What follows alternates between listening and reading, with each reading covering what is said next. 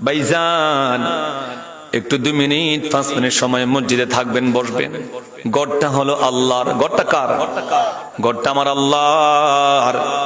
মসজিদ কত শান্তির জায়গা, কত নিরাপদের জায়গা, কত রহমত বরকতের জায়গা। এই যে আমি ঢুকতেছি, ডান পাও দিতেছি, একটা দোয়া পড়তেছি। পারেননি দোয়া? বলেন তো, বলেন তো, বলেন তো। আল্লাহুম্মা আফতাহ লি আবওয়াবা রাহমাতিকা, বলে কিনা? এটা অর্ধেকটা দোয়া। আমার দেশের মুলবিরা এই দোয়াটা কাইটা অর্ধেক বানায় দিস। হাজী সাহেব যারা মক্কা হজ করতে গেলেন, মদিনায় আমার নবীর রওজার কাছে যারা জিয়ারত করতে গেলেন, মসজিদে নববীর মধ্যে এখনো লেখা আছে, মসজিদের দোয়াটা হাদিসের মধ্যে আছে, বিসমিল্লাহি ওয়াস সালাতু ওয়াস সালামু আলা রাসূলিল্লাহ আল্লাহুম্মা ইগফিরলি যুনুবি ওয়াফতাহ লি আবওয়াবা রাহমাতিকা। সিল্লা বলেন আল্লাহু আকবার। দোয়াটা এখনো লেখা আছে। মসজিদে প্রবেশের দোয়াটা হাদিসের মধ্যে স্পষ্ট আছে, বিসমিল্লাহি, আল্লাহর নাম নিলাম। কার নাম? আল্লাহর নাম নিলাম। ওয়াস সালাতু ওয়াস সালামু আলা রাসূলিল্লাহ, রাসূলের নাম নিলাম। এরপরে আল্লাহুম্মা ইগফিরলি, আল্লাহ আমাকে ক্ষমা করে দাও, যুনুবি আমার গুনাহসমূহ মাফ করে দাও, ক্ষমা করে দাও। এরপরে ডান পাও বাড়াইয়া দিলাম, আল্লাহুম্মা আফতাহ লি আবওয়াবা রাহমাতিক, আয় আল্লাহ আমার জন্য রহমতের দুয়ার খুলে দাও। কিসের দুয়ার বাবা? কথা বলেন, কথা বলেন না, কিসের দুয়ার? আচ্ছা, রহমত চায় না এমন কোন কেউ আসেনি? যে বেটার নাম রহমত আলী এটা ভিন্ন হিসাব, যার নাম রহমত আলী এটা ভিন্ন হিসাব, বাদ দিলাম। এই সারা রহমত চায় না এমন কোন কেউ আসেনি যে হুজুর আমার রহমত লাগবে না। তাহলে সবাই তো কি চায়? কথা বলেন না, কি চায়? রহমত চায়। রহমত কোথায়? আল্লাহুম্মা আফতাহ লি আবওয়াবা রাহমাত, আয় আল্লাহ আমার জন্য রহমতের দুয়ার খুলে দাও। ওই ঘরে বসে আল্লাহর তাসবিহগুলা বেশি বেশি তেলাওয়াত করবেন। আবার যখন মসজিদ থেকে বের হয়ে চলে আসবেন, কোন পাও আগে দিবেন? কথা কন, কথা কন, কোন পাও? এমন কিছু মুসল্লি মসজিদে যায় আবার বের হয়, ডান পাও দিল না বাম পাও দিল, কোনটা আগে না কোনটা পরে না, কোন লাভ দিয়া গেল, লাভ দিয়া বের হলো, কোনো কিছু বোঝা যায় না। কোথায় উদাসীন মুসল্লি, ঠিক কিনা? বের হওয়ার সময় বাম পাও। আবার একটা দোয়া আছে, আছে না নাই? বলেন না, আল্লাহুম্মা ইন্নী, বলেন আল্লাহুম্মা ইন্নী আসআলুকা মিন ফাদলিক। অর্থ কি? আয় আল্লাহ তুমি আমার জন্য তোমার রিজিকের দুয়ার, অনুগ্রহের দুয়ার খুলে দাও। সুবহানাল্লাহ, রিজিক খুলে দাও। আল্লাহ কত সুন্দর পরিবলে আমাদেরকে শিখাইয়া দিলেন। তাহলে এখানে একটা মনে রাখবেন, একটা মাসালা মনে রাখবেন, ঢুকার সময় আগে কোন পাও? কথা কয় না। বের হওয়ার সময় কেন? হাকিকতটা কি? হাকিকত হচ্ছে এটাই, কোন বান্দা যদি আল্লাহর ঘরে ঢুকতেছে, ডাইন পাও মসজিদের ভিতরে আছে, বাম পাওটা এখনো বাহিরে, এমন সময় যদি তার মালাকুল মউত আজরাইল হাজির হইয়া যায়, হতে পারে কিনা? কেউ পারে কিনা? এমন সময় যদি মালাকুল মউত হাজির হয়ে যায়, এজন্য আয়াত তেলাওয়াত করছিলাম, কুল ইন্নাল মাউতাল্লাযী তাফিররুনা মিনহু ফাইন্নাহু মুলাকীকুম। জোরে বলেন না মারহাবা। আল্লাহ পাক বলেন, কুল, হে নবী আপনি বলে দেন, ইন্নাল মাউতাল্লাযী তাফিররুনা মিনহু ফাইন্নাহু মুলাকীকুম। নিশ্চয়ই তোমরা যে মৃত্যু থেকে পলায়ন করতে চাও, মৃত্যুর থেকে দূরে থাকতে চাও, মৃত্যুর ভয়ে তোমরা পালায়া থাকতে চাও। কোন একটা আকানিয়ার মানুষ যদি জানতো সৌদি আরবে গেলে আমার মৃত্যুটা হবে, কখনো সে সৌদি আরবে যাইতো না। কথা বলেন ঠিক কিনা? যদি জানতো কচুয়া বাজারে, রহিমানগর বাজারে গেলে আমার মৃত্যু হবে, আমি অটো অ্যাক্সিডেন্ট হবে, হুন্ডার তলে পড়বো, বাসের নিচে পড়বো, মৃত্যু হবে, কেউ যাইতো না। আল্লাহ বলেন মৃত্যুর ভয়ে যে পলায়ন করতে চাও, পারবা না, পারবা না। ফাইন্নাহু মুলাকিকুম, নিশ্চয়ই তোমাদের সঙ্গে সাক্ষাৎ করবে, মোলাকাত করবে। কে কে? এমপি সাহেব, চেয়ারম্যান সাহেব, কে কে বলে না? কে? একজন কয় আল্লাহ, একজন কয় আজরাইল, আরেকজন কয় এক একটা। বাবা মনোযোগ আছে তো সবার? আচ্ছা, রাত্রে কি বেশি গভীর হয়ে গেছে? এখনো তো পশু পাখিও ঘুমায় না। বেশি কষ্ট হয়ে যাইতেছে আপনাদের? আমি ভাইরাল বক্তা না, আমি ছোট্ট খাট্ট বক্তা, দুই চারটা কথা বলি আর কি, কোরআন হাদিসের আলোকে একটু আমল করার নিয়তে। আল্লাহ যেন আমাকেও আমল করার তৌফিক দান করে, আমিন বলেন।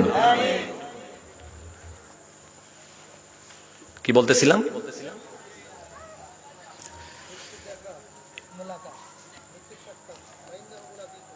মৃত্যু তোমাদের সঙ্গে সাক্ষাৎ করবে, মোলাকাত করবে, এই ঘোষণা আপনাদের ইমাম সাহেব জুনাইদ ভাইয়ের নয়, শাহ আলম জিয়াদির নয়, এই ঘোষণা একজনের। সিল্লে বলেন না তিনি কে?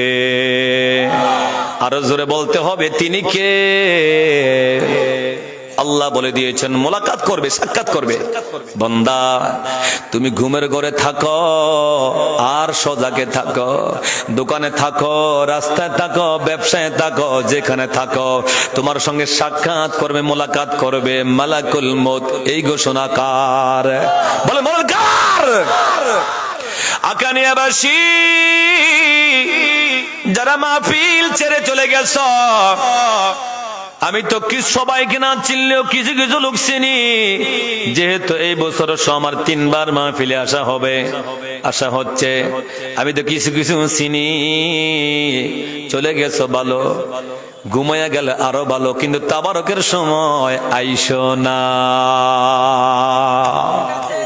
কথা বলেন না? কিসের সময়? তাবারকের সময়। কথা বলেন না, কিসের সময়?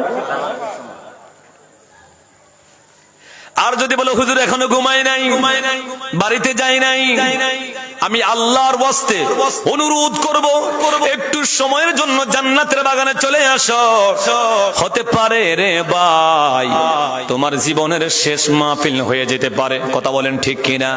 আগামী বছর এই যুবকেরা, এই কমিটির মানুষেরা মাহফিল সাজাবে, আয়োজন করবে, কিন্তু তোমার ভাগ্যে আর জুটবে না। ঠিক কিনা? তোমার ভাগ্যে আর জুটবে না। এই জন্য মৃত্যুর ভয়টাকে অন্তরে রাখে, বিশ্বাস করিও। আল্লাহ পাক বলেন সুম্মা তুরাদ্দুনা ইলা আলিমিল গায়বি ওয়াশ শাহাদাতি ফায়ুনাব্বিউকুম বিমা কুনতুম তা'মালুন।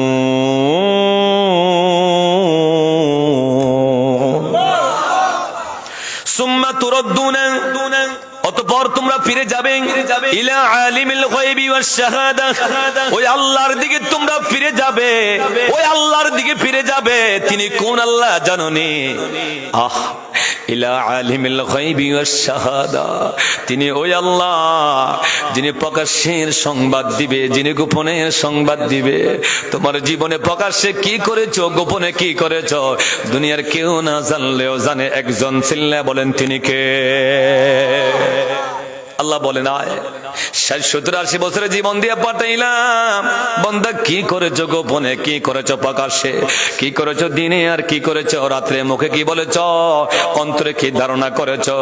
ও বান্দা আয় সুম্মা তুরাদ্দুনা, তোমরা ফিরে যাবে ইলা আলিমিল গায়বি ওয়াশ শাহাদা, ওই আল্লাহর দিকে যিনি প্রকাশ্য এবং গোপনের সংবাদ তোমাদেরকে জানাইয়া দিবে। ফায়ুনাব্বিউকুম, যিনি তোমাদেরকে জানাইয়া দিবে বিমা কুনতুম তা'মালুন, কুনতুম তা'মালুন, তোমরা দুনিয়ার জমিনে কি করেছো, এই আমলের ব্যাপারে আল্লাহ তোমাদেরকে জানিয়ে দিবে। তাহলে আমরা ফিরে যাব একজনের কাছে, তিনি কে? আকানিয়াবাসী গো, এলাকায় কেউ মারা গেলে মাইকে একটা এলান হয়, অমুক বাড়ির অমুক মিয়া মারা গেছে। মৃত্যুর সংবাদটা শুনলে একটা দোয়া পড়ি। কি পড়ি? একটা দোয়া পড়ি, কি দোয়া? ইন্না লিল্লাহি ওয়া ইন্না ইলাইহি রাজিউন। এই গ্রামের একটা ফুল ঝরে গেছে, এই গ্রামের একটা মানুষ চলে গেছে, একটা ফুল ঝরে গেছে, কিয়ামতের আগে আর আসবে না, আসবে না। যাদের কানে আওয়াজটা চলে যাচ্ছে সবাই দোয়াটা পড়ে নেয়, ইন্না লিল্লাহি, বলেন, ওয়া ইন্না ইলাইহি রাজিউন। দোয়াটা তো সবাই পড়ি, সবাই জানি, কিন্তু কি পড়তেছি এটা অনেকে বুঝি না। আমি কি পড়ে দিলাম, আমার ভাই চলে গেল, আমার সাথী চলে গেল, বাড়ির একটা লোক চলে গেছে, আমি দোয়া পড়লাম ইন্না লিল্লাহি ওয়া ইন্না ইলাইহি রাজিউন। কি পড়লাম, অর্থটা কি? আল্লাহ বলতেছেন, বান্দা শোনো, ইন্না লিল্লাহি, নিশ্চয় আল্লাহর জন্য। বলেন বলেন বলেন, কার জন্য?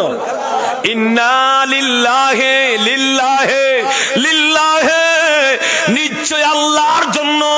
ওয়া ইন্না ইলাইহি রাজিউন, ওই আল্লাহর দিকে তোমরা ফিরে যাইবা।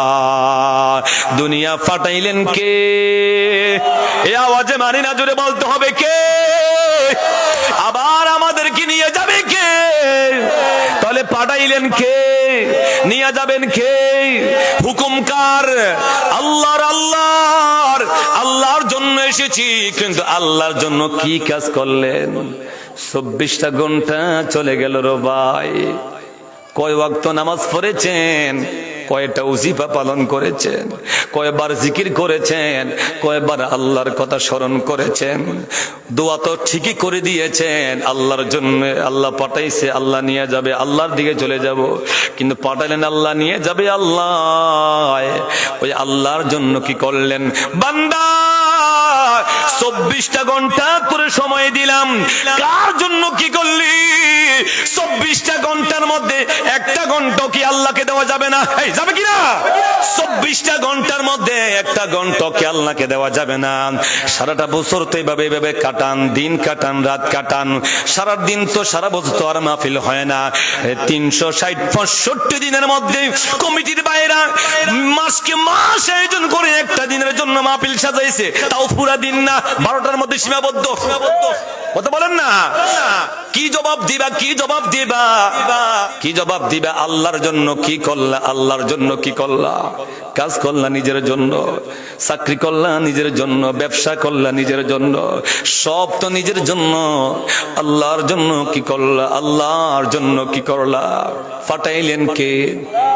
বলেন না, কে নিয়ে যাবে কে? ওই মৃত্যুর সংবাদ প্রাপ্ত ব্যক্তিটাকে যখন আপনি দাফন কইরা দেন, কবরে নামাইয়া দেন, হুজুর কয় মাটি আছে কবরের, প্রথম কবরের মাটি একটা দোয়া ফইরা দেন। কি কয়? একটা দোয়া ফইরা দেন। কি দোয়া পড়েন? মিনহা খালাকনাকুম, কোরআনের আয়াত এটা, ওয়া ফিহা নুঈদুকুম ওয়া মিনহা নুখরিজুকুম তারাতান উখরা। জোরে বলেন না মারহাবা। অনেকে ভাবতেছে এডি তাঙ্গ জানিন না, ওয়াজে হুজুর মনে এডি করতেছে নাকি? কিও ইসলাম কি নতুন শুরু হয়েছে নি?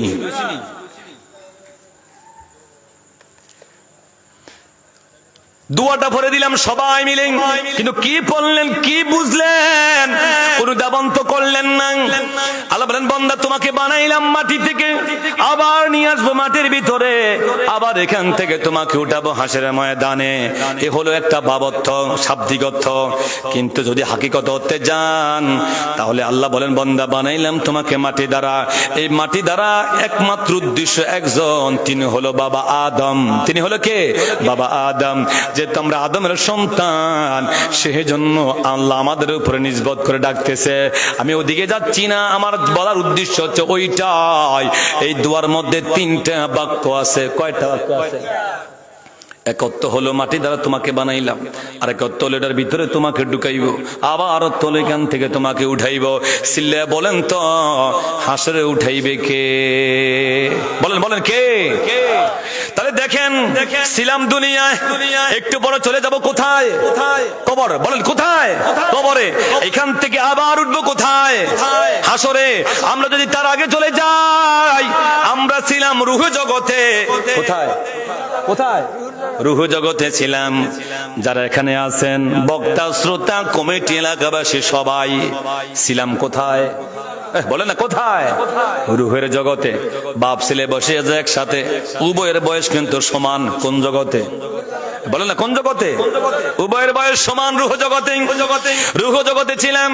আল্লাহ যখন সর্বপ্রথম আদমকে বানাইলেন, আদমকে বানানোর পর যখন আল্লাহ রূহটা দিয়ে দিলেন, আদম নবী নূহ দেওয়ার পরে চক্ষু খুলে দেখতেছে লক্ষ কোটি কোটি কোটি কোটি আত্মা আদম নবীর চতুর্দিক ঘুরে ঘুরে ঘুরে ঘুরে আদম নবীকে তাওয়াফ করে আর জিয়ারত করে ঘুরে ঘুরে। আদম নবী কয়, আল্লাহ একটু মায়া করে ডাক দেওয়া যাবে কি? আল্লাহ। আদম নবী বলে, আল্লাহ এত অসংখ্য গণিত আত্মা, এই রূহগুলা কার? আল্লাহ এই রূহগুলা কার?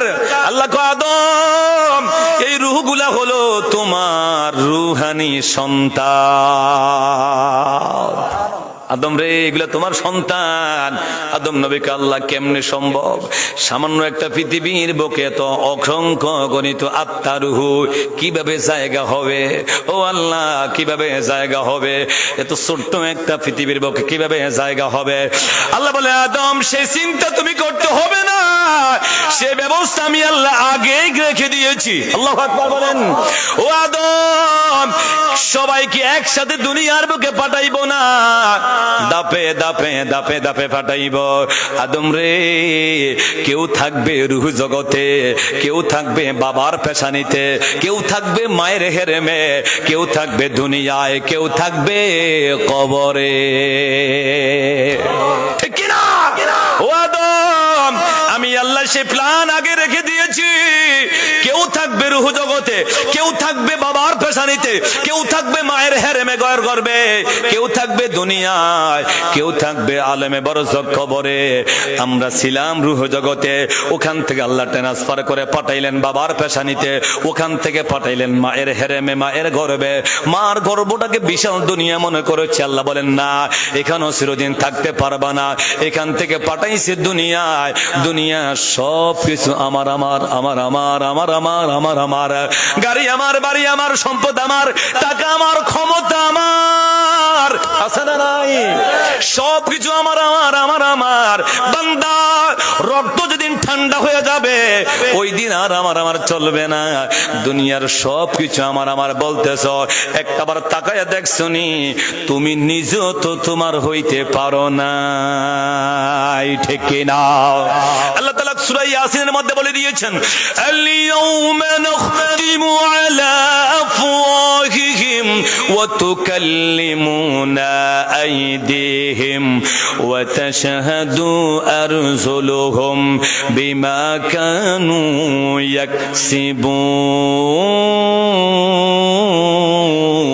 ইয়াকসিবুন। ওই দিন বান্দা জবানটা বন্ধ হয়ে যাবে। ওয়া তুকাল্লিমুনা আইদিহিম, দুই হাত সাক্ষী দিবে। ওয়া তাশহাদু আরজুলুহুম, তোমার পাওগুলা সাক্ষী দিবে।